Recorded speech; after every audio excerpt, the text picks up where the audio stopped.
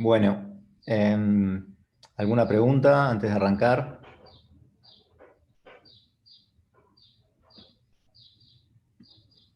Bueno, entonces,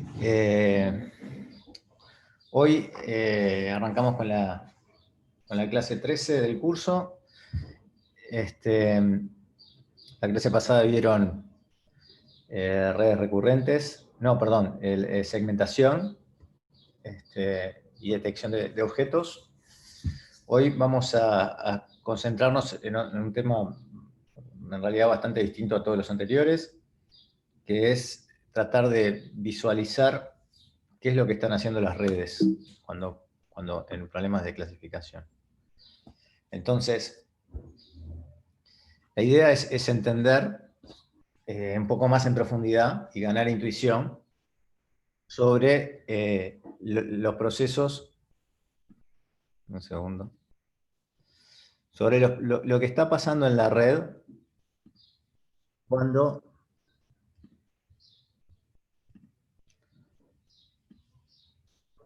lo que está pasando en la red, en las redes convolucionales, nos vamos a entrar en las redes convolucionales, cuando están resolviendo un problema de clasificación. O sea, queremos tratar de entender qué es lo que está aprendiendo una red, y para eso vamos a analizar distintas técnicas de visualización de lo que se llaman saliency maps, que nos van a permitir visualizar distintas clases o características a medida que nos movemos en la profundidad de la red. Y eso, a partir de esas visualizaciones, vamos a ir entendiendo un poco más qué es lo que está haciendo la red. Por ejemplo, recuerdan que al principio, en la introducción, José les explicó que las redes convolucionales, a medida que uno avanzaba en la red, iban capturando distintos niveles de abstracción, y que empezaban desde el bajo nivel hacia el alto nivel, o sea, más desde el nivel de las características básicas hacia el nivel semántico. Bueno, hoy vamos a tratar de ver un poco cómo se hace eso y de dónde sale eso. Y después, la tercera parte, vamos a ver algo que se llama ataques adversarios, que es, la idea es ver cómo se puede tratar de engañar a la red o forzar a la red para que clasifique mal. O sea, por ejemplo, cómo podemos modificar una imagen para que a simple vista parezca imperceptible, pero que para la red corresponda a una clase totalmente distinta a la que debería ser. Eso es una limitante que tiene las redes, y es un problema grave, y bueno, así como es siempre lo que pasa con el ladrón y el policía, ¿no? O sea, el ladrón inventa, en este caso, un ataque adversario, y el policía después busca una forma de resolverlo, entonces como que siempre se va avanzando en base a eso. Y los ataques adversarios, vamos a poder entenderlos bien una vez que hayamos analizado el tema de los saliency maps, porque vamos a poder entender bien cómo podemos birlar, digamos, a la red. ¿Alguna pregunta?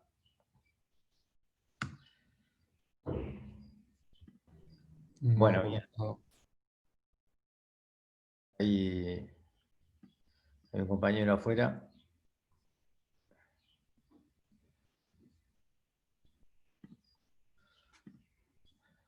Bueno, esto es una red, la estructura de una red BGG clásica, como ya la hemos visto varias veces. Tenemos una imagen en la entrada de 3 canales, y a la salida tenemos 1000 categorías. Y recuerden que la salida de un softmax siempre es positiva y suma 1. ¿Sí? Es un vector que lo que nos da es la probabilidad, es algo interpretable como la probabilidad de pertenencia a cada una de esas 1000 clases. La idea ahora que vamos a tratar de explorar es qué pasa si yo corto la red en determinados puntos intermedios, ahí, tratar de poder entender o analizar los features que yo veo en esos lugares de la red. Porque eso nos va a dar entonces, si pudiéramos tener una forma de visualizar eso, nos va a permitir analizar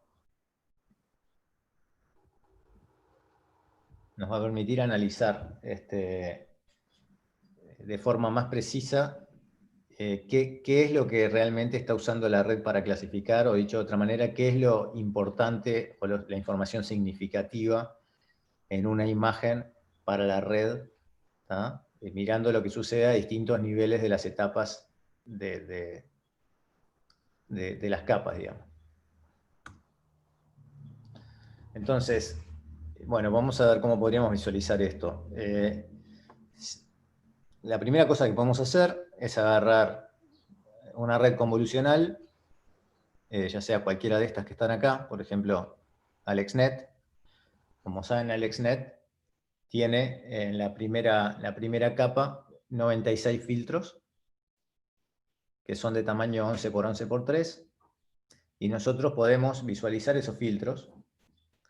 Y si visualizamos esos filtros, lo que vemos son más bien estructuras básicas que tienen que ver con bordes, con orientaciones de los bordes, como filtros de color, etc. Y si recuerdan, la activación se produce como una suerte de template matching de estos filtros. O dicho de otra manera, cuanto más parecida es un patch de la imagen a un filtro de estos, más fuerte va a ser la activación o la respuesta correspondiente a ese filtro.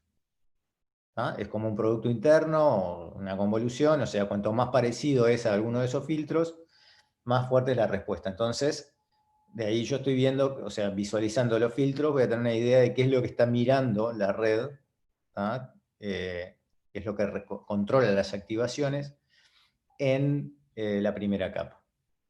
Ahora miren las otras redes, van a ver que más o menos todas, en todas pasa más o menos lo mismo.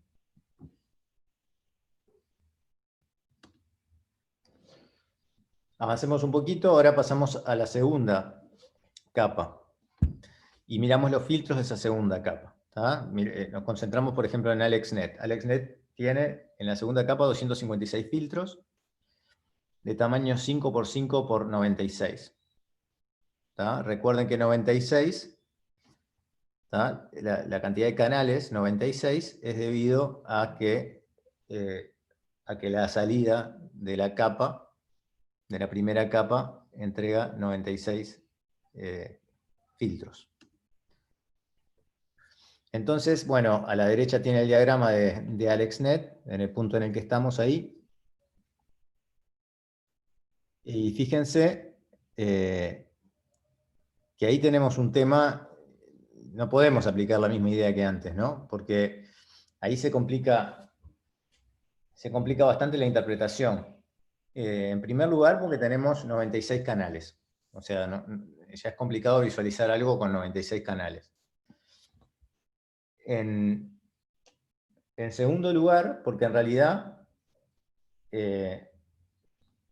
además de ser difíciles de visualizar por sus 96 canales, estos filtros ya no se aplican más a la imagen original, sino que se aplican a una representación de esa imagen, que es la representación, digamos, o la descomposición dada por los filtros de la primera capa. Entonces, esto ya no tenemos forma directa de visualizar, o una forma directa de asociarlo a la imagen original. Lo que tendríamos, o lo que nos gustaría hacer, que es un poco la idea que vamos a seguir más adelante, es tratar de ver qué se activa a la salida de una capa y tratar de ir recursivamente hacia la entrada para ver qué estructura de la imagen que yo puse a la entrada, de la imagen, digamos, de esa imagen de entrada, generó la activación correspondiente a ese filtro. Bien.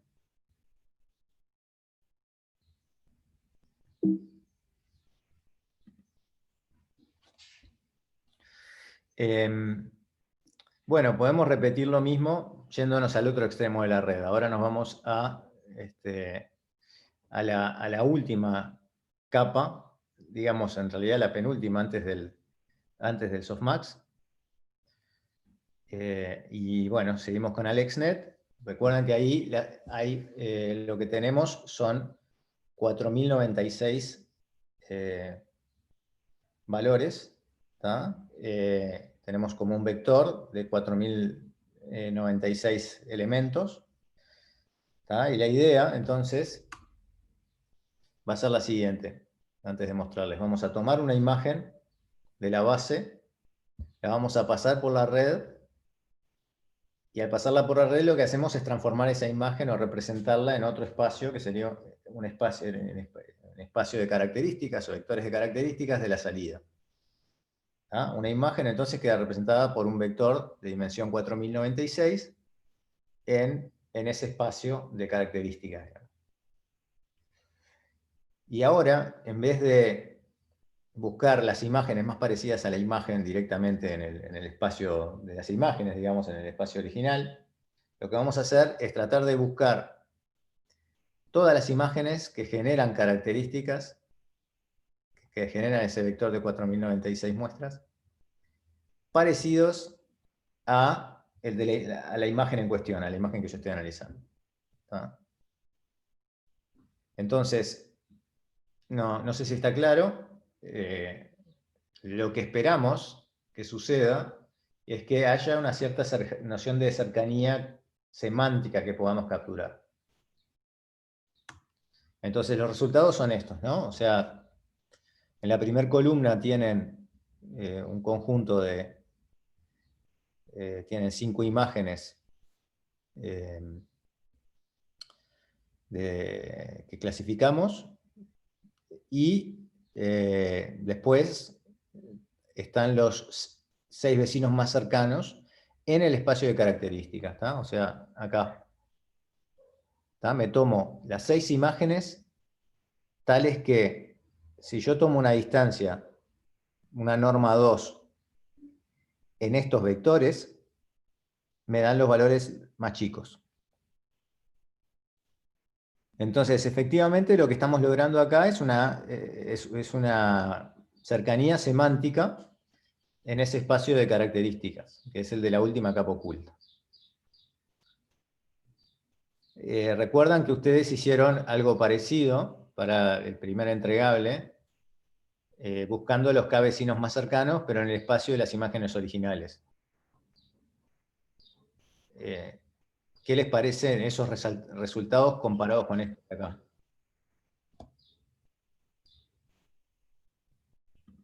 ¿Algún comentario? Están mucho más Eso está acertados. ¿Está mucho más? exacto. Acertados, quise decir. Bueno, desde el punto de vista de la clasificación, sí. O sea, todo depende de qué es lo que uno esté mirando, ¿no? Claramente, el problema que teníamos para esto que queremos hacer, que es tratar de buscar imágenes que semánticamente tengan un parecido mayor, esto es muchísimo mejor que lo otro. Lo otro lo que hacía era buscar las distancias directamente a nivel de píxel. Acá, si ustedes miran, por ejemplo, si comparan, no sé, la imagen de cualquier cosa, ¿no? Este elefante contra este elefante de acá, que tiene mucho más verde en el fondo, la distancia en píxeles va a ser muy grande. Sin embargo, mirando el vector de características de la última capa, ahí podemos asociarlos muy bien. Y eso es porque la red, cuyo objetivo es clasificar bien, lo que está haciendo es, digamos, deformando el espacio, desde el espacio, digamos, imagen original, a otro espacio, en dimensión, en este caso, 4096, y lo que va haciendo la red es, digamos, como curvar ese espacio de forma tal de que las imágenes que contengan objetos o que tengan un contenido semántico parecido entre sí, se acerquen en ese espacio y se separen de las otras.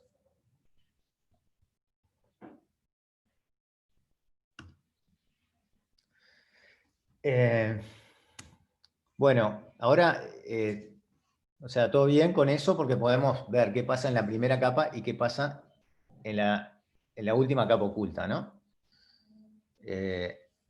Vemos que suceden efectivamente cosas muy interesantes, pero seguimos sin poder entender por qué esto no lo podemos aplicar, como vimos en la segunda, con respecto a la segunda capa, a las capas intermedias. O sea que por ahora lo único que sabemos es que la primera capa se concentra en características del nivel más bajo posible, digamos, o sea, lo que son bordes, orientaciones, filtros de colores, etc. Y que la última se concentra en el contenido semántico o información de alto nivel. ¿Tá? Queremos tratar de ver qué sucede en el medio. Entonces, vamos a buscar otra forma de entender lo que pasa en las capas intermedias, digamos. Entonces, una idea es la de este artículo, Understanding Neural Networks Through Deep Visualization, que consiste en lo siguiente, ¿no? La idea es ver que, dada una imagen, que se activan a la salida de cada una de las capas que están indicadas acá. ¿Está? Cada una a la salida de cada una de las capas de convolución. No miramos los filtros, sino que lo que hacemos es mirar los mapas de activación. Y lo que vemos acá es que, por ejemplo, ven cambios, o sea, ven como estructuras de bordes, ¿no? O sea, de bordes de un lado y del otro, o sea, como que en bordes en distintas direcciones. Cuando hay cuando hay un contraste, cambio de contraste creciente, decreciente, cuando pasamos de una zona oscura a una zona clara, de una zona clara a una zona oscura. ¿Ah? Y si ahora, eso es con respecto a la primera capa de convolución. ¿Ah? Lo que está puesto acá en verde, la representación es un poco rara, lo que está puesto acá en verde es qué capa es la salida de los filtros, o mejor dicho, la salida de las activaciones siguientes a los filtros correspondientes a las capas esas que están indicadas en verde. ¿Está? Acá tenemos, de hecho, los 96 filtros de AlexNet. ¿Qué pasa si ahora nos vamos Una pregunta. Sí. ¿Eso no parece como de bastante alto nivel? Eso que se está viendo ahí. Yo esperaba algo como más, un poco más deforme, digamos. Bueno, en realidad lo que pasa es que aprende a ver los bordes de la imagen en realidad que estás teniendo ahí.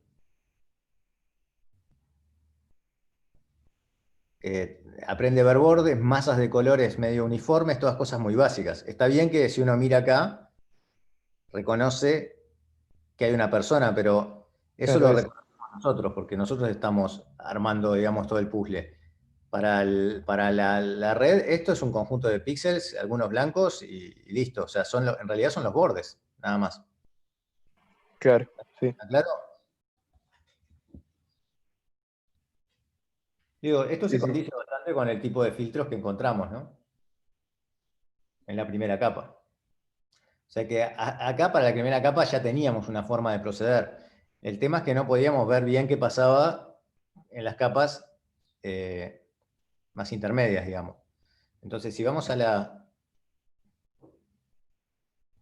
Estoy acá.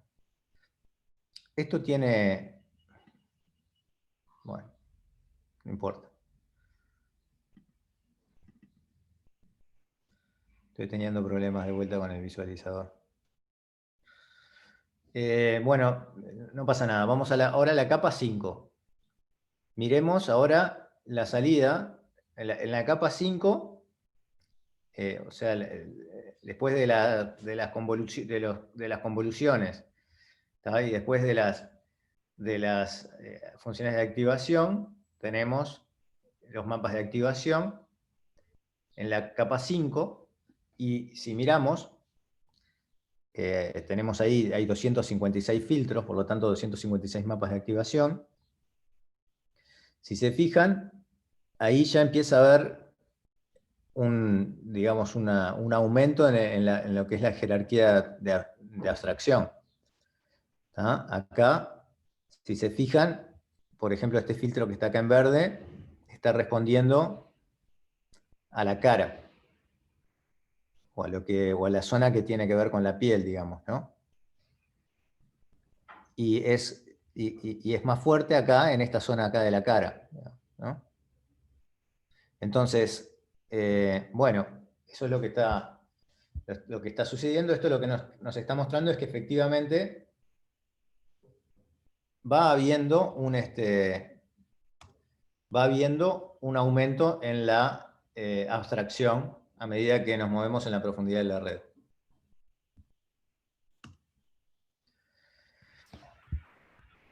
Bueno, otra cosa que podemos hacer acá es encontrar... Ahí me surgió una duda, porque tipo, las primeras capas todavía lo veo, pero cuando vas avanzando de capa, ¿sí? vos también vas cambiando el tamaño, ¿no? Sí.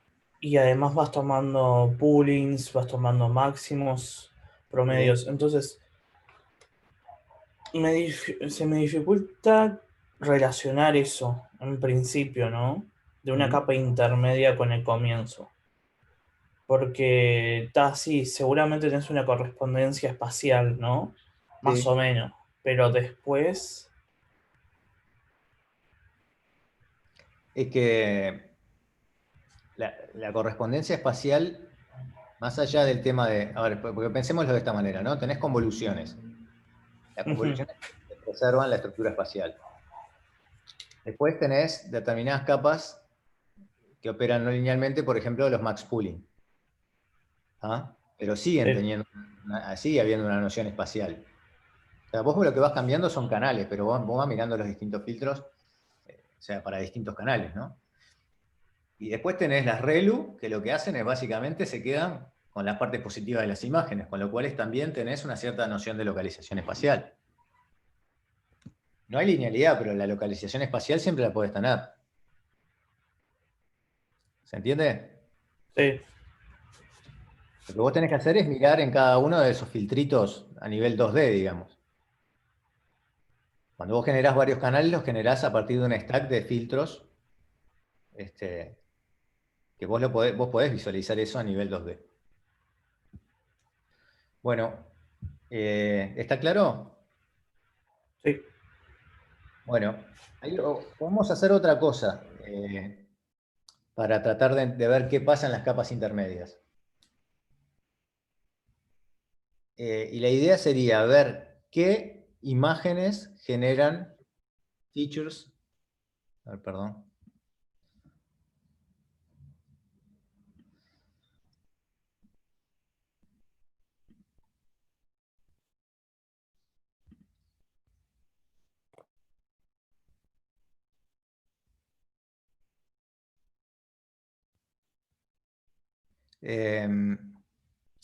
Richard, ¿estás ahí?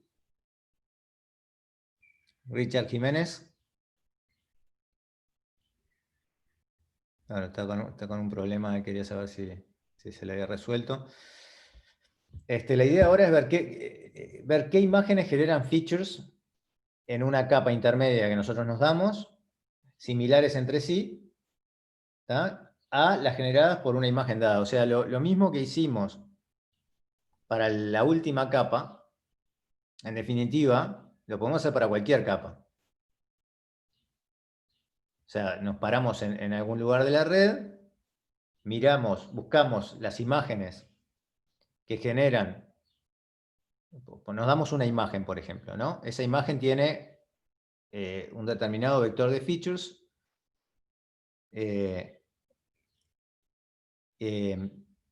en determinado lugar de la red. Buscamos ahora las n imágenes o las k imágenes cuyos vectores de features sean lo más parecidos a los de la imagen esa que estamos considerando. O sea que es exactamente lo mismo que hicimos hace un ratito para visualizar lo que sucedía en la última capa, pero lo podemos hacer para cualquier capa. Y entonces, ahí vemos qué va pasando, por ejemplo, cuando estamos en la capa convolucional 6, ¿no? Fíjense que si buscamos algo que tiene esta forma, así tiene como un círculo, y esto empiezan a aparecer estructuras parecidas, pero es la geometría lo que es parecido, ¿no? Porque esto es una nariz, esto es un ojo, esto son todos... No, da la casualidad que hay varias narices, pero acá hay otra cosa que no sé bien qué es, acá otra cosa que no sé bien qué es, pero todos responden en realidad a una información que tiene bastante que ver con la geometría, y no tanto con la semántica. Acá ven una estructura típicamente geométrica, y de esto encontramos este tipo de patrones en un montón de lados, ¿no? Ahora, si nos vamos ahora, o sea, nos seguimos adentrando en la red, ahora fíjense que acá empiezan a haber asociaciones a niveles mucho más complejos, ¿tá? No tantos en lo que es la cuestión bajo nivel geométrica de la imagen, sino de otra cosa. Por ejemplo, en la segunda línea ven que aparecen todas personas. En la cuarta línea aparecen todos perros. Bueno, después en las otras, claro, o sea, es toda una transición esto, ¿no? Acá un perro se lo confunde con, vaya a saber uno por qué, con estas cosas. No sé, capaz que porque esto tiene un círculo y esta tiene una forma medio circular. No tengo ni idea bien qué es lo que sucede acá con esto, que no sé qué es, pero tiene como una especie de textura de perro. Acá efectivamente aparece un perro. Pero bueno, ya vemos que intervienen nociones de muchísimo más alto nivel. Dije mal, ¿no? Acá no son todos perros, esto es un oso. Y esto no sé bien qué es, esto tampoco, pero bueno, todo muy parecido. ¿Está claro esto? Bueno, Sí. hay cualquier cosa me preguntan, me paran en cualquier momento. Hay una otra forma de ver qué es lo que sucede en una red, o por lo menos de tratar de entender qué es lo importante para la red en determinadas capas, sería lo siguiente, ¿no?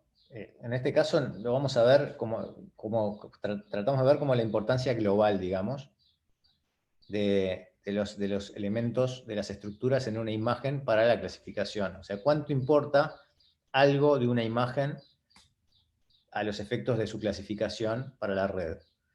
Entonces la idea es muy sencilla, simplemente consiste en anular la información tenemos una imagen, ¿no? Y esa imagen tiene una etiqueta, eso es importante, una imagen con etiqueta conocida.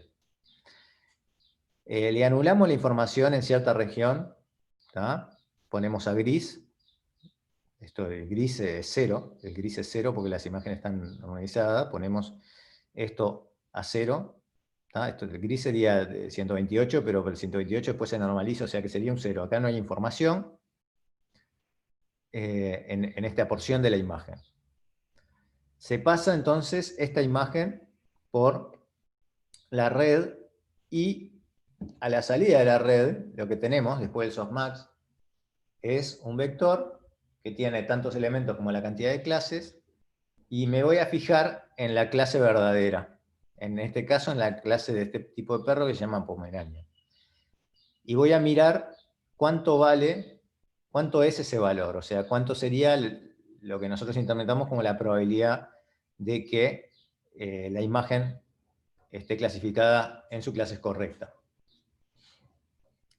Y ahí lo que podemos hacer es ir generando imágenes y generando nuevas imágenes en donde lo que vamos a hacer es que en este sector que yo le anulé la información, voy a agarrar una nueva imagen puesta a 0, digamos, y en esta localización de esa nueva imagen voy a poner la probabilidad de clasificación en la clase correcta, digamos, en la clase Pomerania.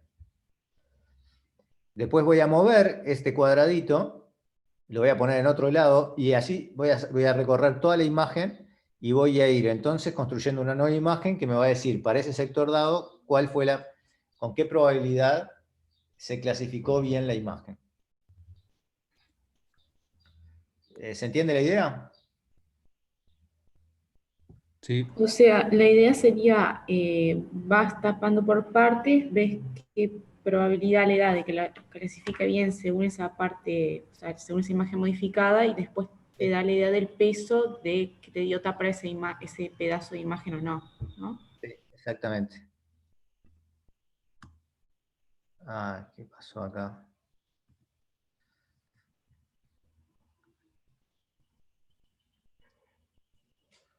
Esto me compiló mal ahora.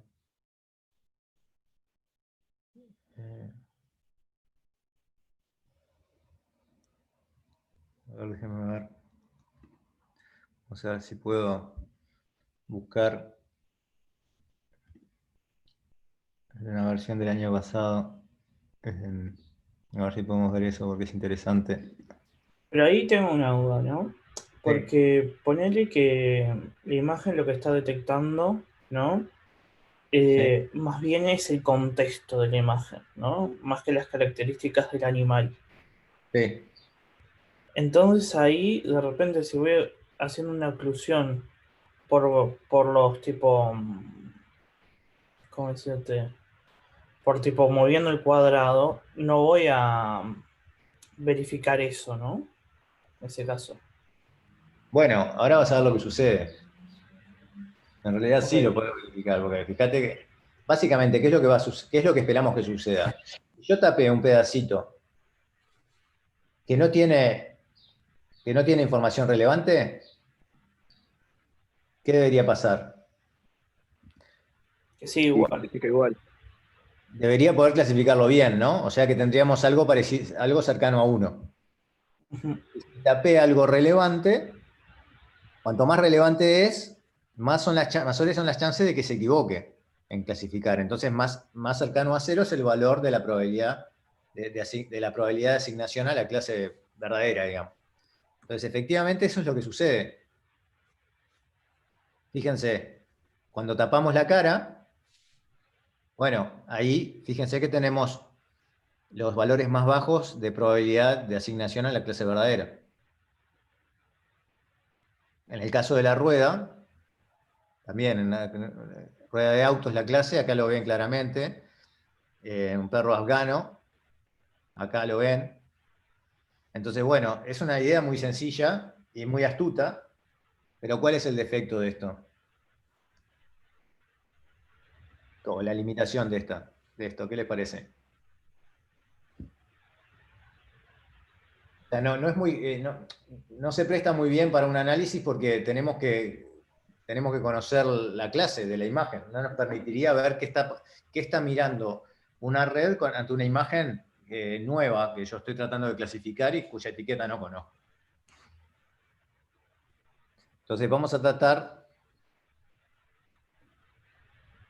de avanzar un poco en esa idea, esta idea de tratar de ver cuáles son los píxeles más importantes para la clasificación, pero ahora poniéndose en una situación en la cual tenemos una imagen a la entrada cuya clase no conocemos, es una imagen nueva que queremos analizar, queremos clasificar.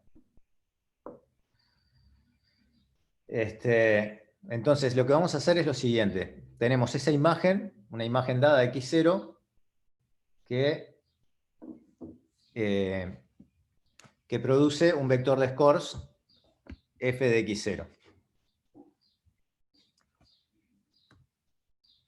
Entonces, acá tenemos la imagen x0, produce un score f de x0.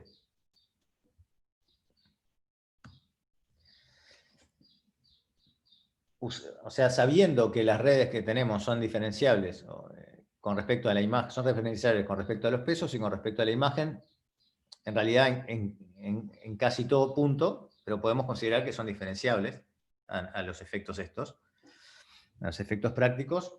La imagen es diferenciable tanto con respecto a los pesos como con respecto a las imágenes. No sé si hasta ahora han diferenciado un score con respecto a la imagen, porque lo que se hace en backpropagation es derivar con respecto a los pesos, porque queremos optimizar en los pesos.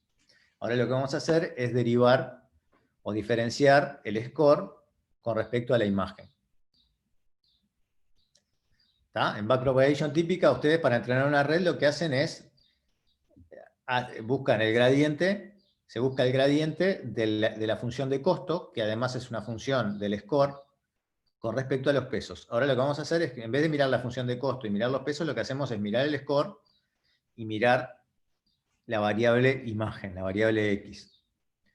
Entonces, dada esa imagen de entrada, lo que hacemos es calcular el gradiente del score con respecto a la imagen, evaluado en el score de la imagen que estoy analizando. ¿Tá? De la imagen que produce ese vector de scores f de x0. Y miramos, entonces, cada una de las componentes de ese vector, que hay tantas componentes como el gradiente de ese tiene tantas componentes ahí. O sea, y en realidad I es la clase, estoy diciendo cualquier cosa, I es la clase clasificada. ¿Tá? O sea, nos damos una imagen, nos damos una clase, ¿tá? Y calculamos, o sea, dada esa clase tenemos un vector, tenemos un elemento del vector f de x0, ¿tá? La componente diésima. Entonces, tomamos esa componente diésima, le calculamos el gradiente con respecto a la imagen y nos concentramos en eso. Entonces, a ustedes, esto, ¿cómo lo podemos usar para tener una idea de cuáles son los píxeles más importantes para la clasificación, para la red que estamos considerando? Aquellos que tengan un gradiente mayor, me refiero a gradiente mayor, me refiero a la norma, porque eso es como un análisis de sensibilidad, ¿no? Quiere decir que si yo varío, unos píxeles y cambian mucho los scores, entonces el score de esa clase es muy sensible a la variación de esos píxeles. ¿Se entiende la idea? O sea, es como uno hace siempre el análisis de la sensibilidad de un sistema. Trata de calcular las variaciones. Acá, por suerte, las redes que manejamos son diferenciables, entonces podemos hacer eso.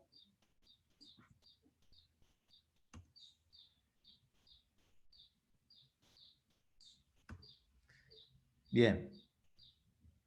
Entonces nos da la medida de la importancia que tiene el píxel, un píxel dado de la imagen X, en la clasificación para una clase dada.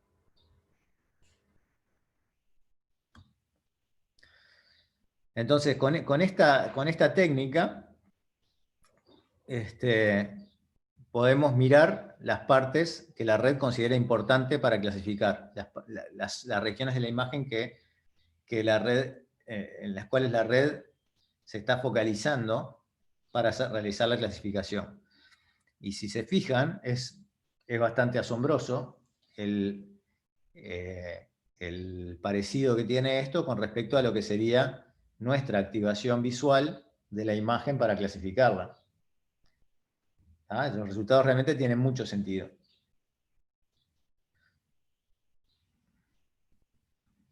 En este caso, ¿no? La clase debe ser barco, esta debe ser perro, y acá debe ser este tipo de fruto, que es un fruto chino, que no me acuerdo cómo se llama.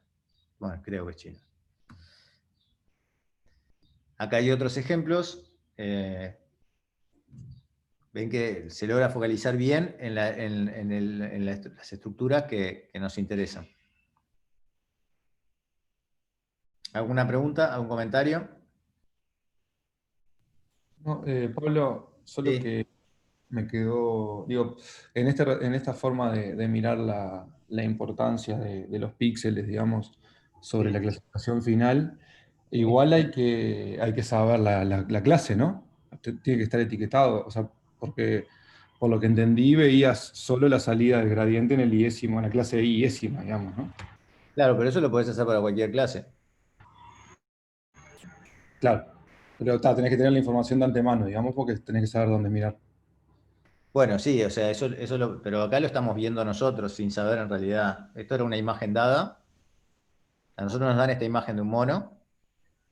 ¿Tá? Claro, lo que tenés que ver, estás mirando qué sucede, en este caso estás mirando qué sucede en la clase mono. Claro. Pero nosotros esa imagen no necesariamente sabíamos que era la clase mono. O sea, podríamos hacerlo para otras, ¿no? Acá lo que en realidad lo que no estoy mirando es qué cosas está mirando en otras clases, ¿no? Eso capaz que Pero habría acá que... pueden mirar la clase que se activa con mayor valor, digamos. Eh, bueno, Ah, sí, la que clasifica, la que digamos que clasifica para nosotros correctamente. Sí. claro. Este sería el caso. ¿Ah? Eso es lo que estamos mostrando acá. Acá no es que en realidad estamos mostrando, o sea, no es que sabemos que la imagen tiene clase mono y miramos clase mono, sino que la imagen es lo que es. ¿Tá? Buscamos aquel que tiene el score mayor y para el que tiene el score mayor hacemos este análisis. Pero este análisis lo podríamos haber hecho para cualquier otra cosa, ¿no? Ok, está claro. ¿Está claro? Bueno, estos son más ejemplos de lo mismo. Digo, ven ahí cómo identifica las mantarrayas. Tractor, o sea, a mí me resulta bastante impresionante esto. Ahora, se puede ir un poquito más en esto, en realidad esto es más, casi que un postprocesamiento, digamos. No es lo que tiene realmente interés, pero igual o sea, está bueno verlo. En el mismo artículo, lo que hacen es tratar de hacer una especie de segmentación, pero sin supervisión, una especie de segmentación no supervisada. ¿Tá? Acá no le estamos diciendo qué es lo que tiene que buscar. Encontraría esta segmentación, simplemente agarrando, mirando. O sea, creo que lo que proponen es mirar estos mapas de saliencia, hacer una especie de umbralización y después trabajar con alguna especie de conectividad o clustering, y esa zona que encuentran a partir del mapa de saliencia la buscan en la imagen original y logran segmentar acá, en este caso, este pájaro, ¿no? Entonces, bueno, es un poco un avance, es un pequeño avance en cuanto a la visualización de lo que está, de lo que está prestándole atención la red. ¿Tá? Pero no aporta nada con respecto a mirar el mapa de saliencia y la imagen juntos, ¿no? O sea, nos damos cuenta inmediatamente. O sea, simplemente es un postprocesamiento, lo pueden pensar así.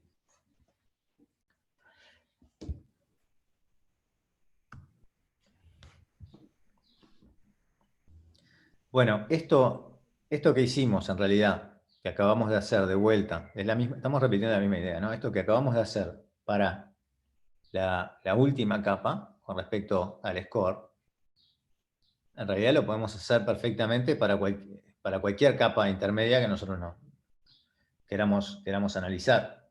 O sea que con este mismo método podemos visualizar características intermedias. Lo que hacemos es ir hasta la salida de la capa iésima, mirar la componente jésima, que se activa, o sea, sería el canal jésimo activado, y lo que, bueno, está, eso. Y lo que hacemos después es, igual que antes, calcular el gradiente hacia atrás a partir de acá. O sea, que es exactamente la misma idea. Lo que proponen estos autores, en realidad, porque por una cuestión empírica les resulta mejor, es solamente guiar el gradiente hacia atrás cuando los gradientes son positivos. O sea, se propagan los gradientes hacia atrás solamente cuando los gradientes son positivos. ¿Tá? Por eso se llama propagación hacia atrás guiada. ¿Tá? A partir de eso obtienen mejores resultados. Es como una forma de mirar solamente las partes positivas de los gradientes, digamos, ¿tá? Las que crecen. Pero bueno, esto es una cuestión empírica de visualización. Bueno, esto dice, es útil para entender qué tipo de features están activando cada neurona, para una imagen en particular, punto de funcionamiento. Bueno, entonces, con esa técnica de Guided Backpropagation, entonces podemos ver si nosotros tenemos una determinada activación así, podemos ver qué fue lo de la imagen, cuál fue la zona de la imagen que la generó, o qué crop la generó. ¿Tá? Y vemos, bueno, que hay bastante consistencia, ¿no? Esto es de vuelta, estos tenemos los vecinos, ¿no? Fíjense que, por ejemplo, en nuestra intuición, esto está bueno para ver qué estaba pasando acá. ¿Se acuerdan que acá teníamos algo raro, no? ¿Por qué macheó esto con un... O sea, ¿qué fue lo que vio de parecido en estas dos cosas, no? Bueno, esto nos permite ver qué está viendo de parecido en estas dos cosas. Efectivamente, está viendo una especie de confusión entre lo que sería la forma de la cabeza del perro, no sé, y las ruedas. Ven que realmente lo que está disparando acá son las ruedas. Acá vemos que lo que dispara son las caras. Acá vemos que lo que dispara son los elementos circulares, efectivamente. O sea, esa especie de círculos con bastantes círculos concéntricos, que es lo que tiene también este ojo acá de este animal, que no sé si es un perro. Perdón, no, un perro. Pensé que era un pescado, no, es el coso de una mariposa, ¿no? O sea, tiene exactamente la misma estructura.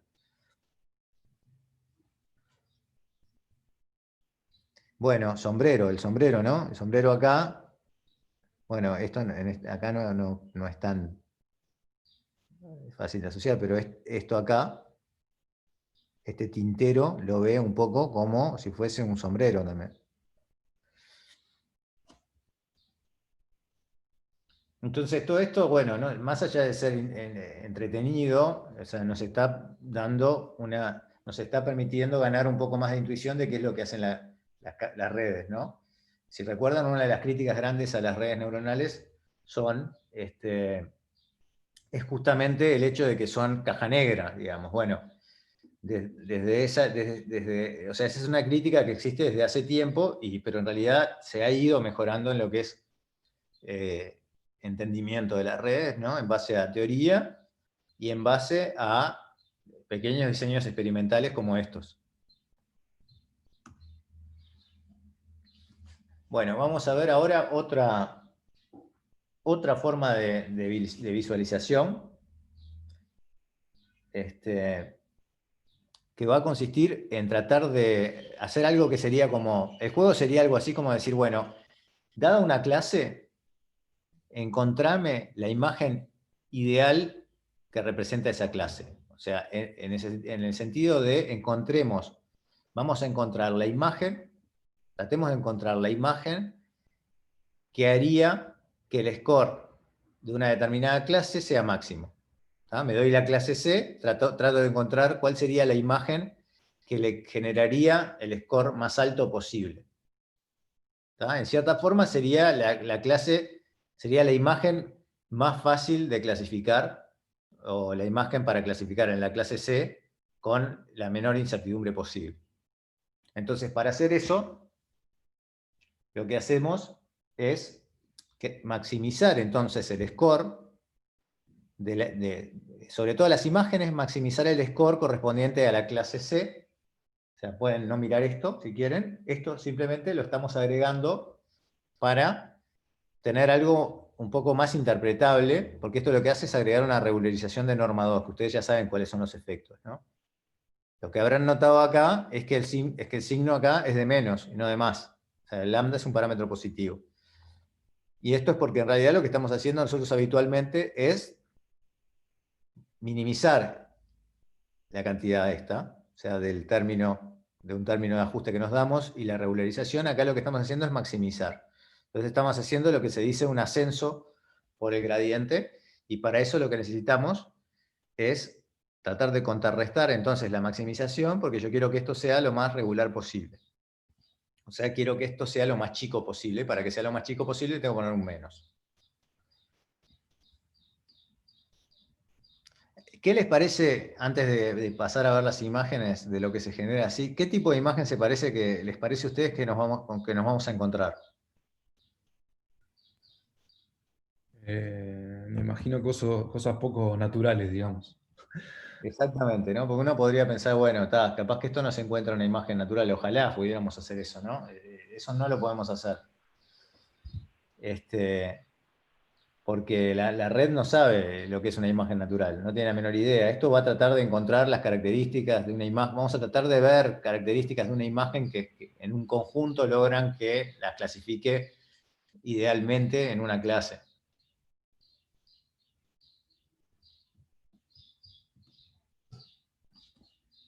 Bueno, está de vuelta a la optimización, esto es exactamente igual, eso es como un gradiente con backpropagation, esto se puede hacer de la misma manera. Es que también, ¿cómo harías? Porque tenés una imagen que representa a todos los perros a la vez, ¿no? Sí. Es algo que en principio no es tan natural, porque tendrías que representar varios tamaños al mismo tiempo, Claro, exacto. varios colores. Sí, eso es lo que está sucediendo. O sea, es exactamente eso, ¿no? Por eso no nos va a dar una imagen natural. Pero bueno, hay O sea, un dibujo sería capaz una representación, como uno haría, por ejemplo. Sí, pero el dibujo que corresponda mejor a lo que es el prototipo de un perro para la red, ¿no? O sea, no, bueno, estoy generando un poco de expectativa. Ahora vamos a ver qué es lo que da. Da cosas así. Entonces, la de la izquierda arriba son pesas de gimnasio. La otra son tazas. La otra son dálmatas. Morrones, limones y perros siberianos. Pueden reconocer estructuras ahí, ¿no? Sí, Fíjense. se ven cosas. Se ven cosas, exactamente, se ven cosas, pero también se ven como unas ciertas estructuras como repetitivas, que tienen que ver más bien con los bajos niveles, ¿tá? Estas cosas que se ven acá, por ejemplo, estas cosas así, ¿no? Hay como una mezcla de cosas acá, entre alto nivel y bajo nivel, está todo como condensado en una misma imagen. Acá vemos cosas que tienen que ver con manchas, vemos estos patrones, ¿no?, que aparecen, que son bien del bajo nivel, y no sé si pueden, si entrecierran un poco los ojos, pueden ver acá la cabeza de un dálmata, medio como acostado. Acá se ve, bueno, no es evidente, ¿no? Pero ven algo. Y otra cosa que pueden ver acá es el tema de los colores, ¿no? Porque esto acá es la clase limón. Y fíjense que lo que es color hay una dominancia del amarillo, ¿no? Y con el tema de los pimientos, supongo que, no sé, digo, porque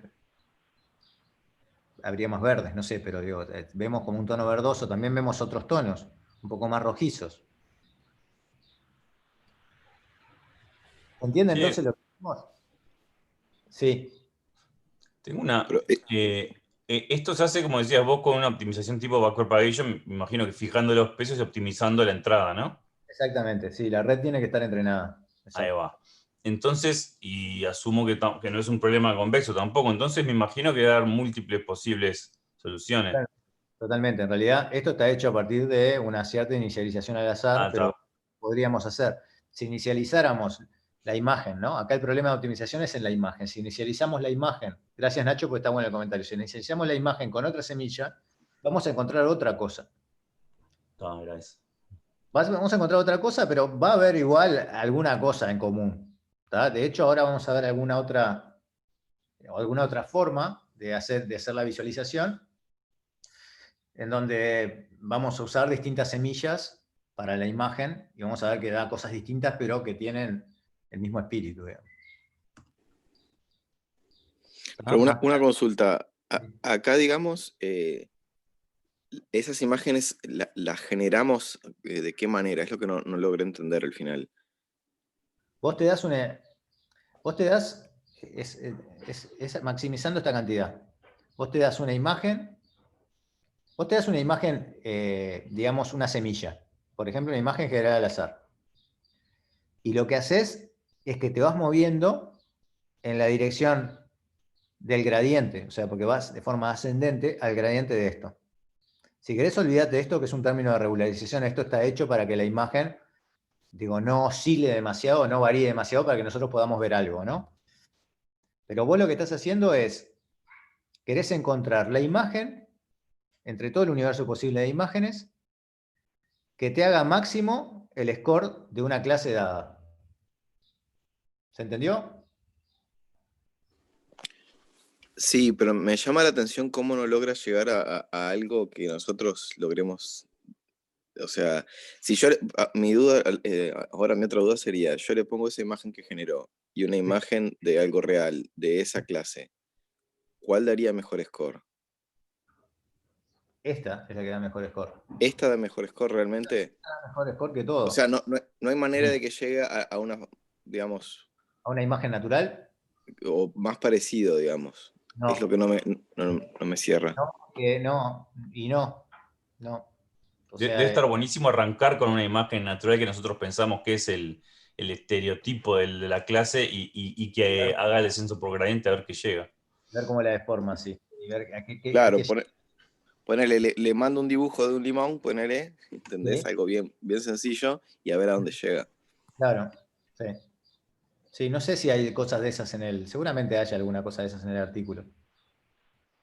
El tema es que para mí es imposible que termine siendo una imagen natural, por lo menos como se están haciendo las redes. Sí. Porque una imagen de un perro no representa el conjunto de perros. No, estamos de acuerdo. No va a dar una imagen natural. De hecho, en realidad, vos lo que estamos teniendo acá son cosas que como que mezclan información de distinto nivel. Acá ves cosas que tienen que ver con que son características mucho más locales que las vemos repetirse, ¿viste? Esto acá aparece repetido en cosas acá. Es como que está todo condensado acá, cuál es la información útil de alto nivel y de bajo nivel para la clasificación. Pero la idea de arrancar de algo que sabemos que es de la clase y ver cómo lo perturba, porque esto, como decía Nacho, no es un problema de optimización convexo. O sea, justamente esto es muy no convexo. Va a depender de dónde vos empezás. Capaz que le das una imagen a la clase perro, le das una imagen, o a la clase dálmata le das una imagen de un dálmata, que clasifico con una certeza muy grande, y capaz que le das eso como inicialización, ¿no? Y capaz que se empieza a mover de eso y la estructura global no se la cambia mucho. O no sé, estaría bueno bicharlo. La idea de Deep Dream no era más o menos Bueno, eso, Deep arrancar Dream- con una imagen y... Deep Dream tiene que ver un poco con esto, pero con exagerar al mango las activaciones. Ahora lo vamos a ver. Ahora lo vamos a ver. Una pregunta. Sí. El que se vea mayormente, o no sé si mayormente, pero hay un montón de grises en las fotos estas. ¿Puede ser por la regularización? Que haga que sea todo medio bajo, todo medio cero, Sí. uniformemente, no sé. Sí, porque digo, el gris sería cero, ¿no? Para nosotros, entonces. Claro, y sí. si sacaras ese término, por ejemplo, capaz que haría algo muy distinto, ¿no? Bueno, a estos. lo que trata de hacer siempre la regularización, en particular esta regularización de norma 2, esta regularización de norma 2 lo que va a buscar hacer es que tus valores sean chicos.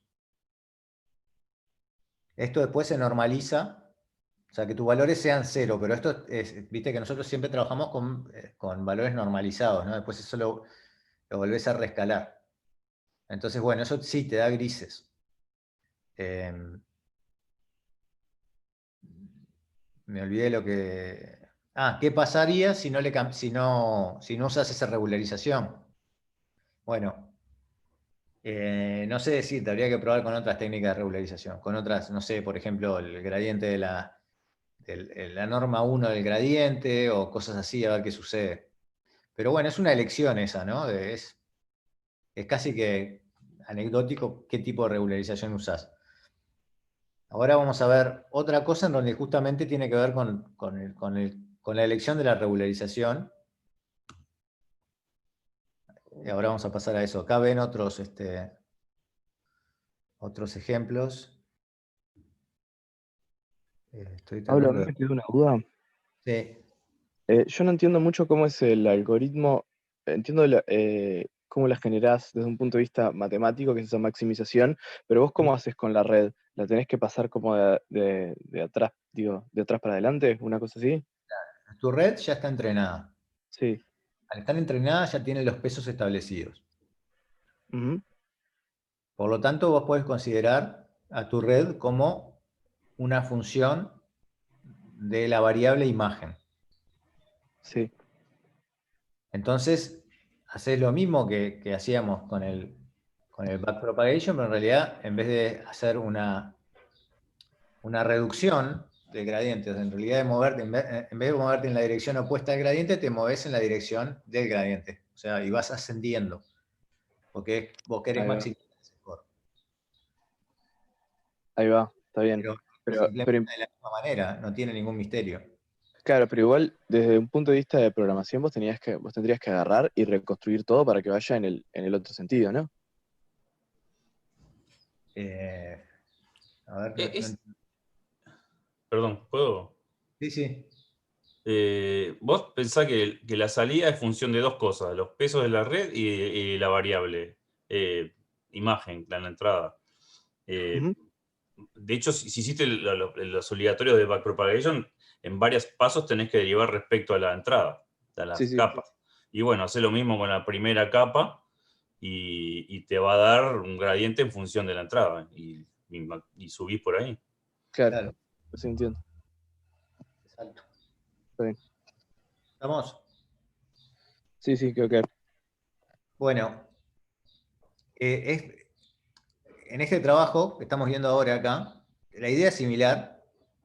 ¿Tá? Lo que se propone es otra forma, digamos, es usar otra regularización, pero la idea fundamental es la misma.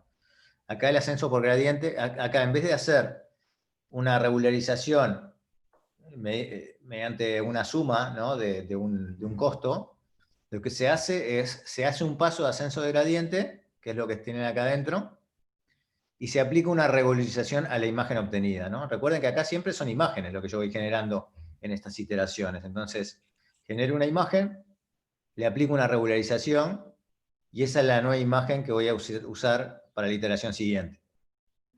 Y esa regularización, por ejemplo, puede ser un filtrado gaussiano.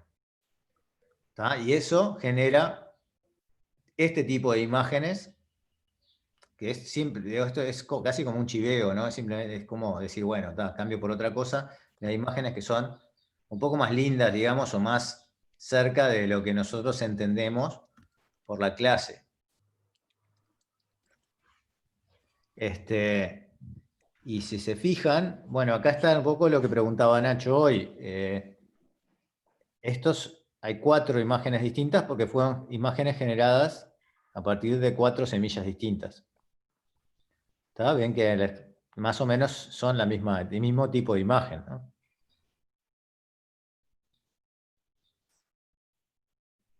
No sé qué es Hartebeest. ¿Alguien sabe lo que es Hartebeest? Tiene cuerno. Iba a decir lo mismo. Sí, son como, acá recién lo veo eso que dicen, es como una especie de alce, una cosa así. Bueno, mesa de billar se ve bastante claramente, los cisnes también. Antílope. Como un piquito rojo, ¿no? ¿Qué cosa? Antílope. Ah, es un antílope. Bueno, sí, tiene un poco. Acá, bueno, acá pasó algo raro, ¿no? En esta de acá, bastante distinta. Escarabajos, bueno, es, digamos, interesante de ver. No sé si lindo de ver, no me animo a decir lindo de ver, pero es interesante de ver.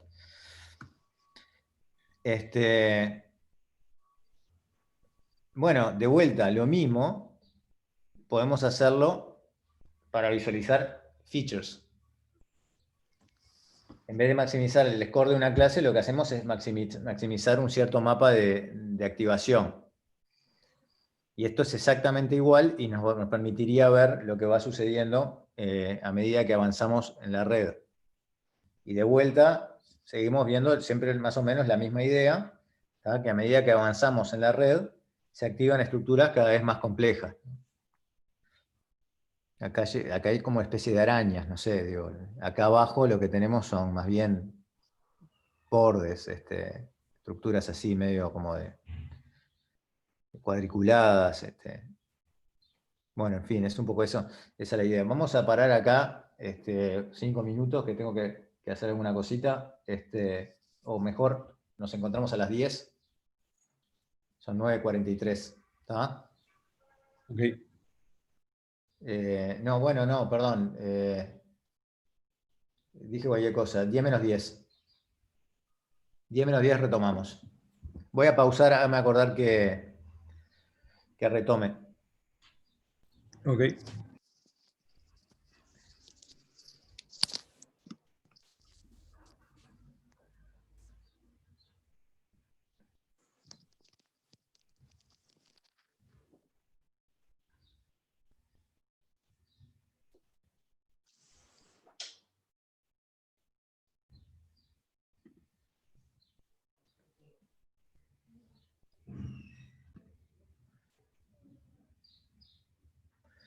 Bueno, retomamos entonces.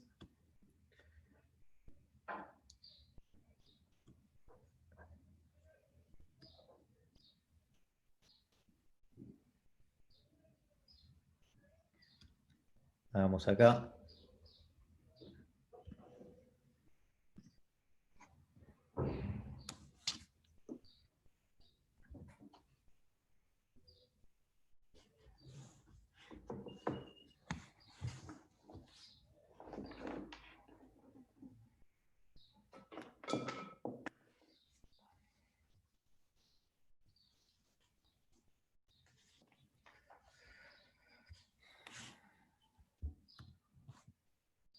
Bueno, estos son, creo que estos son más ejemplos, ¿no? Distintas clases.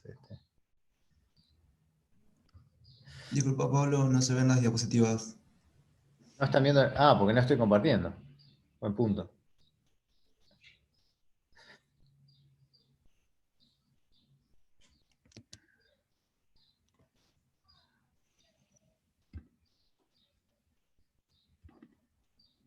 Gracias. Ahí sí ven. Sí. Sí.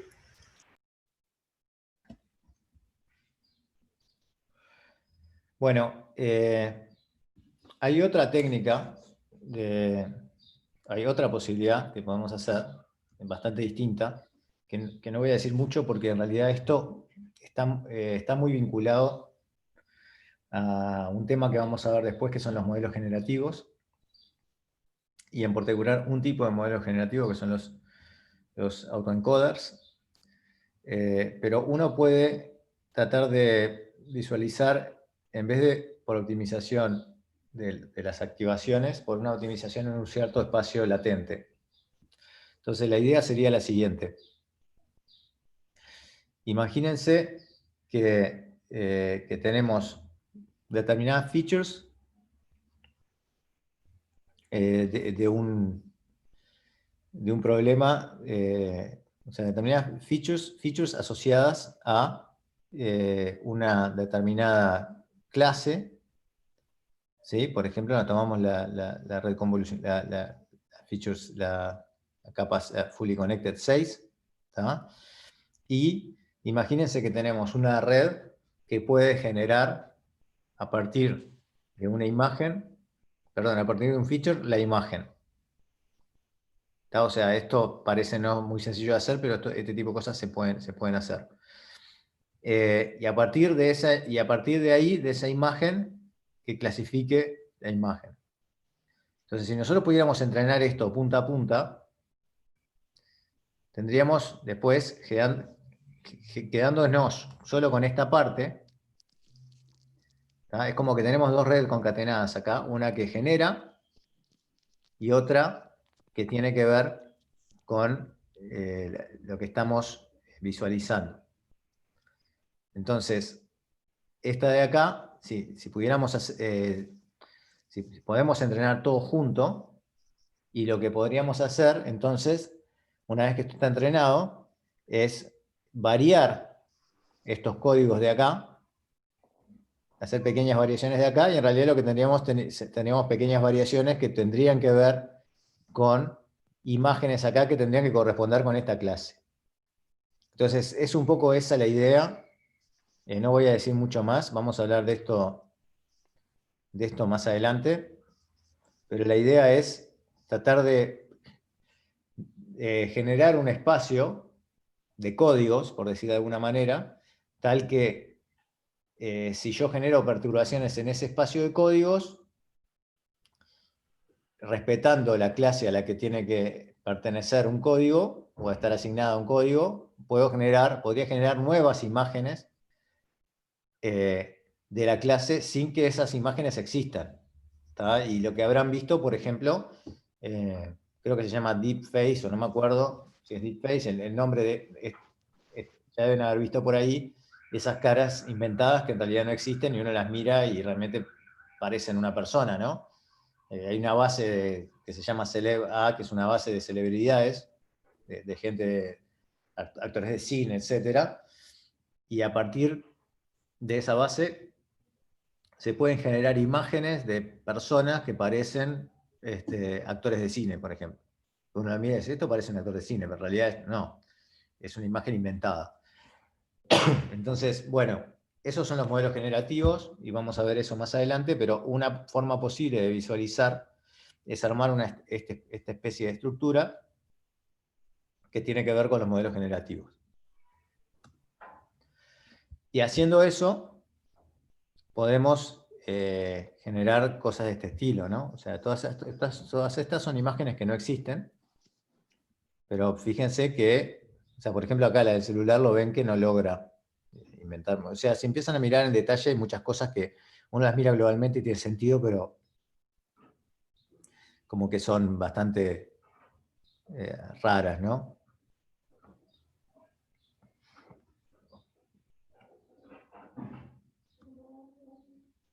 Bueno, ahora alguien habló de Google Deep Dream. Bueno, como generar estas imágenes medio psicodélicas. Vi que alguien puso algún comentario ahí psicodélico. Ahí en el chat alguien además tiró un par de sitios que parece que son interesantes. No llegué a ver qué eran. Deep Dream, ¿no? La idea de Deep Dream es ampliar las activaciones existentes, ¿tá? En una capa dada que nosotros elegimos. Y con eso, con esa forma de amplificar todo lo que está activado, o sea, activar más las activaciones, se pueden generar algunas imágenes que parecen como alucinaciones, ¿no? Entonces, ¿cómo procede esto, ¿no? Se elige una imagen y una capa dada. Se hace el forward pass hasta esa capa. Y luego, ahora van a ver por qué, se toma el gradiente de la capa igual a la activación. ¿Ah? Se fija el gradiente de la capa igual a la activación. Y luego se propaga el gradiente hacia atrás, hacia la imagen, y se actualiza la imagen con ese gradiente. Y esto se itera, ¿no? Se calcula el forward pass y así sucesivamente. Entonces se va creando una realimentación en las cuales las características son amplificadas, o sea, como que las activaciones se potencian. ¿Por qué elegimos acá el gradiente de la capa como igual a la activación? Porque justamente, en realidad, supónganse que lo que estoy queriendo maximizar es la norma 2 de la activación. Entonces, justamente el gradiente es proporcional a la activación. Entonces, por eso se fija el gradiente como la activación. Este procedimiento lo que está haciendo entonces es potenciar las activaciones. Y yo elijo la capa entonces que voy a potenciar. Entonces, con eso se pueden generar este tipo de cosas, ¿no? Esta imagen que ven acá, a partir de cosas que ya fuimos viendo, podemos darnos cuenta que tiene que ver con activaciones de las capas iniciales, de las capas bajas. Porque es más bien una perturbación geométrica, ¿no? No hay contenido ahí. Una perturbación geométrica que sigue más o menos los ritmos de la imagen, los patrones de la imagen. Podemos ir más adentro, un poco más adentro en las estructuras e ir haciendo aparecer esto es cada vez más allá de cada vez más en profundidad, digamos, ¿no? Acá ya pueden ver como unos elementos circulares un poco más sofisticados. Y esto se puede llevar al extremo, amplificando lo que uno quiera, entonces puede hacer aparecer este tipo de cosas sobre imágenes de este fondo. Y es interesante porque a veces se producen cosas que son una cosa rara, ¿no? Pig, snail, camello, pájaro. O sea, estas cosas, estas mezclas, ellos les pusieron como nombres porque eran estructuras que se repetían cada tanto, ¿no? Pero ven unas cosas interesantes que se pueden producir, ¿no?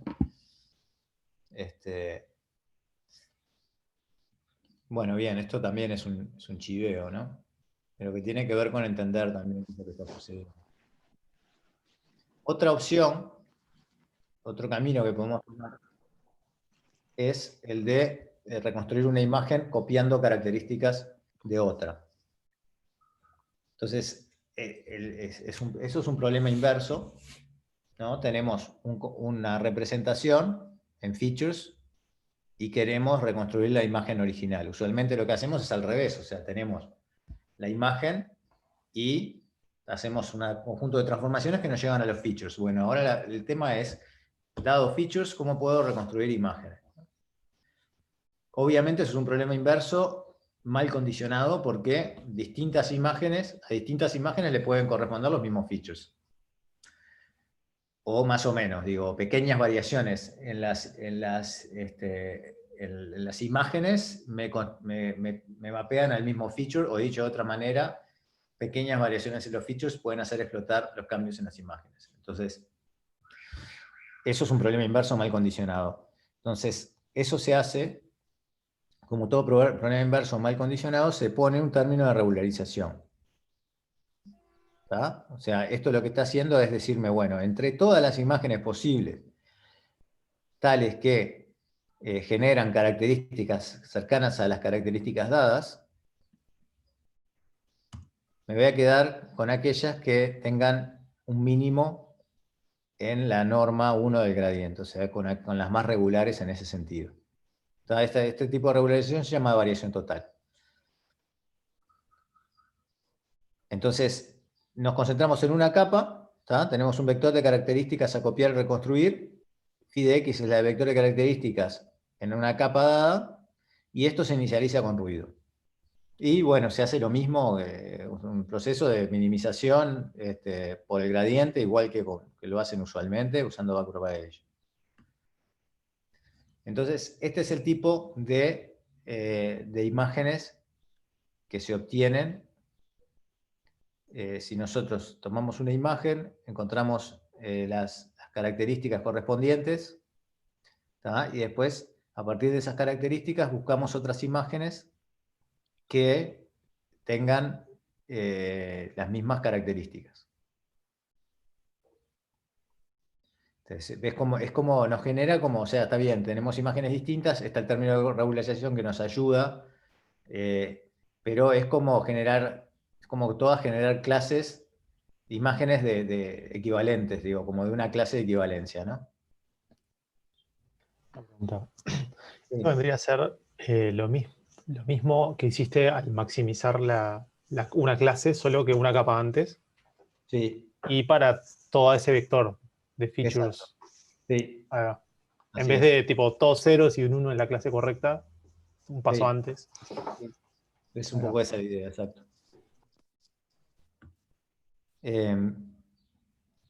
Bueno, acá hay algo, entonces acá hay todo un estudio en este artículo, que lo pueden bichar.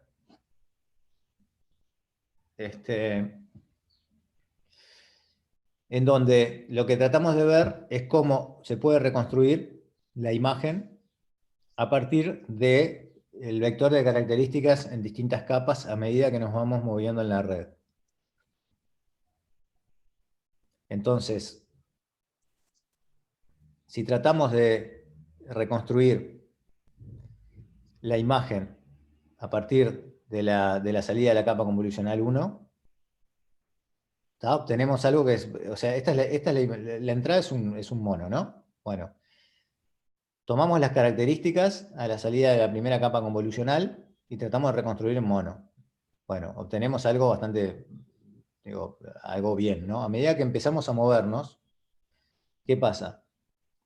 Vamos perdiendo, en medida que vamos moviéndonos en la profundidad de la red, vamos perdiendo en capacidad de reconstrucción. ¿Por qué les parece que sucede eso? Porque lo bajar, bueno, hay pérdida de información, ¿no? En realidad. Bueno, va tirando la información específica a cada imagen y va quedándose con lo esencial que él necesita para la clasificación, que tendría que representar bien además a todas las imágenes. Entonces, bueno, capaz que se ve alguna cosa acá, no sé, pero de algún monito, pero no tiene nada que ver con esta imagen original, ¿no?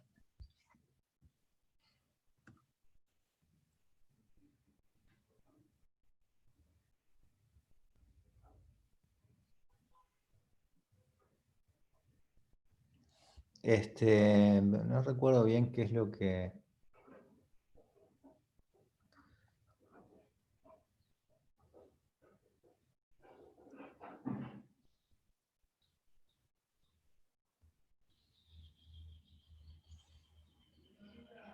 Bueno, esto, acá se toma como un pequeño patch, creo que es esto, a ver, un pequeño patch acá, que es el campo receptivo de una neurona, 5×5, y se va siguiendo a medida que avanzamos en la red, y por ende entonces el campo receptivo asociado a este cuadradito va aumentando, porque esto se va dispersando, digamos, en la red. Y lo que vamos perdiendo, de vuelta es la capacidad de reconstrucción. O sea, aumenta porque el campo receptivo va aumentando. Pero la capacidad de reconstrucción vemos que efectivamente también se va perdiendo. Bueno, esto es lo mismo, pero está concentrado en un campo receptivo, una neurona. Bueno, para terminar entonces, vamos a hablar de los ataques adversarios. Bueno, la idea de un ataque adversario es justamente tratar de modificar una imagen para que la clasifique mal, pero tratar de modificarla de una forma imperceptible. Esa es la idea de base. Y ustedes, no sé, supondremos que si la red si es una buena red, si está bien entrenada, etc., si tiene una muy buena performance de clasificación, debería poder ser robusta a este tipo de ataques adversarios. ¿Les parece que tiene sentido eso que estoy diciendo o no va a ser así? ¿O no necesariamente es así? No necesariamente es así, pero... Claro, porque una cosa que nosotros podríamos buscar hacer es tratar de perturbar la imagen de forma tal que tenga un impacto grande en la clasificación, pero un impacto chico en lo que es nuestra percepción visual de la imagen. O sea, dicho de otra manera, si yo puedo perturbar algunos píxeles estratégicamente elegidos, por ejemplo, ya vimos que la forma en la que se concentra el clasificador mira cosas bastante puntuales también, entonces si yo pudiera trampearlo ahí, capaz que logro que lo clasifique mal. Bueno, esa es la idea de los ataques adversarios. Entonces fíjense lo que pasa. Acá tenemos una imagen de un panda que la clasifica casi con un 60% de confianza. Se le suma, esto dividido casi que, o sea, esto es dividido por más de 100, y, o sea, este ruido acá, o sea, dividido más de 100, estamos hablando de niveles de gris que son inferiores a los enteros. O sea, no podemos ni, o sea, nosotros ni lo vemos, ¿no?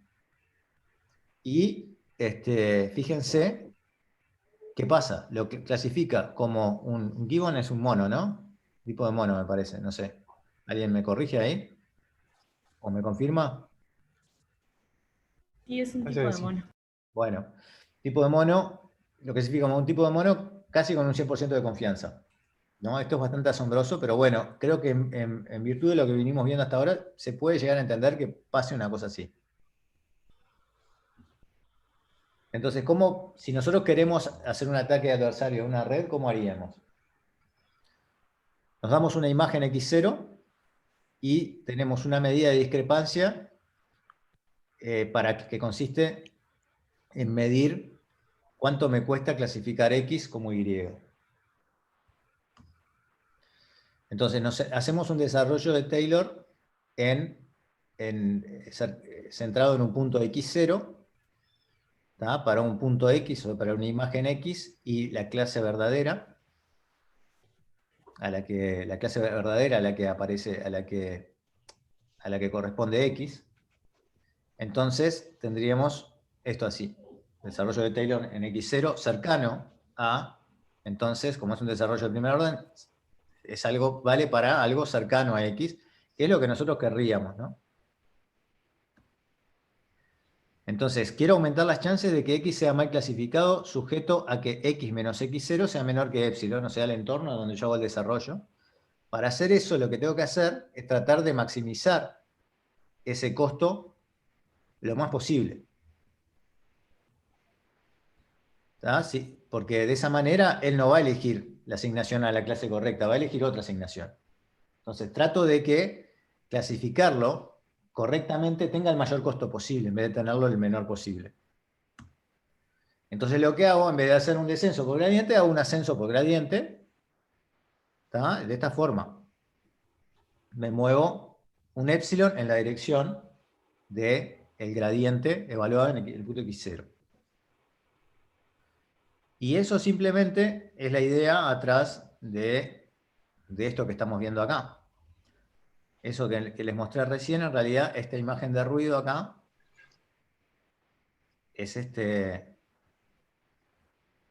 bueno, es eso, ¿no? ¿Tá?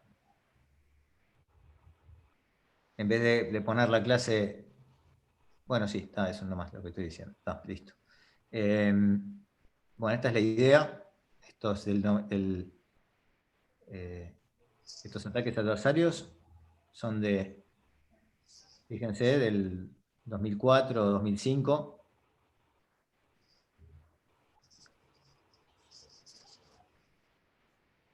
Se pueden hacer otras técnicas más sofisticadas. Este de acá es el FGSM que les expliqué, pero uno podría hacer algo bastante más nocivo, que sería no solamente hacer que se equivoque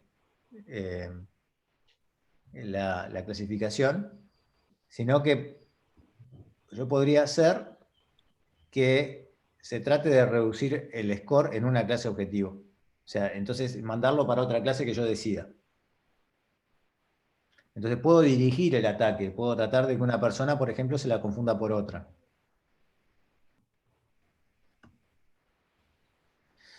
Entonces, bueno, desde hace un tiempo hay un montón de estudios en ataques adversarios, y también hay estudios en cómo contrarrestar esos ataques.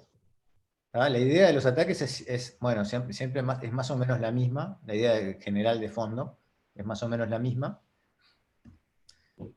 Y la idea de las defensas, entonces, bueno, no sé, ¿cómo se les ocurriría hacer una defensa para un ataque adversario? Bueno, parte ya vimos, agregar ruidos a las imágenes.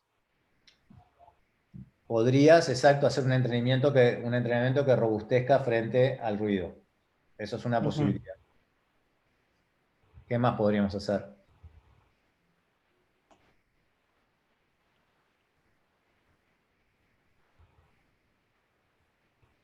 Si conociéramos el ataque, podríamos generar imágenes de acuerdo a ese ataque y agregarlas a la base de datos, ¿no? Con la etiqueta, digamos, correcta, ¿se entiende? Sí. Bueno, eso es otra posibilidad. Eso se llama adversarial training. Otra posibilidad es tratar de romper con las posibles perturbaciones que haya introducido el ataque, por ejemplo, agregando algún preprocesamiento o un procesamiento antes de la etapa de clasificación. Un filtro gaussiano, bueno, distintas perturbaciones posibles que uno puede hacer. Bueno, y esto es un tema súper interesante, muy activo. Hace un par de años José y Mauricio dirigieron un proyecto de fin de carrera en esto. Hay mucho trabajo en esta área. A mí me parece bastante asombroso esto, ¿no? Que uno mira así y dice, bueno, un bebé se daría cuenta que es lo mismo y acá nos engaña totalmente. Para terminar, hay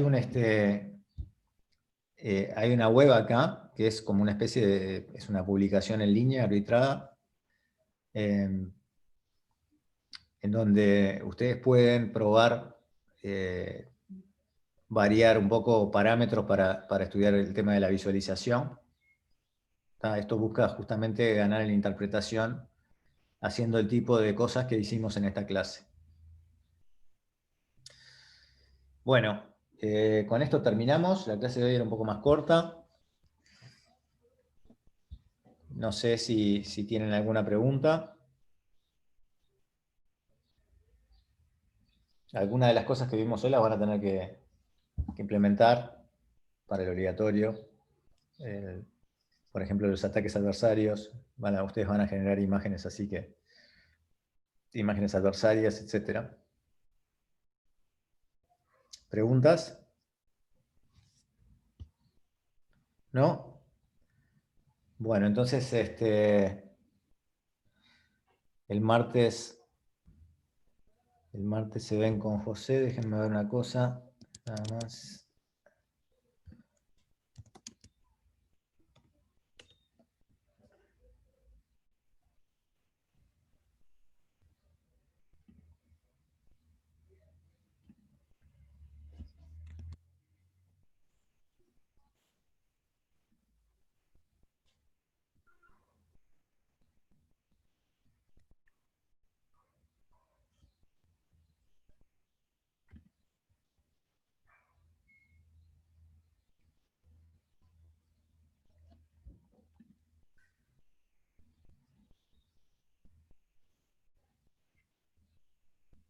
Bueno, sí, hay un tema muy vinculado a esto que vimos recién, que tiene que ver con la visualización, que es también sintetizar otras cosas, que es la síntesis de textura, ¿no?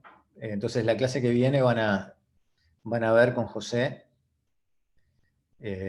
síntesis, cómo sintetizar texturas, cómo transferir estilo entre, por ejemplo, tengo una foto y tengo un cuadro pintado por, no sé, Paul Klee. Bueno, ¿cómo puedo hacer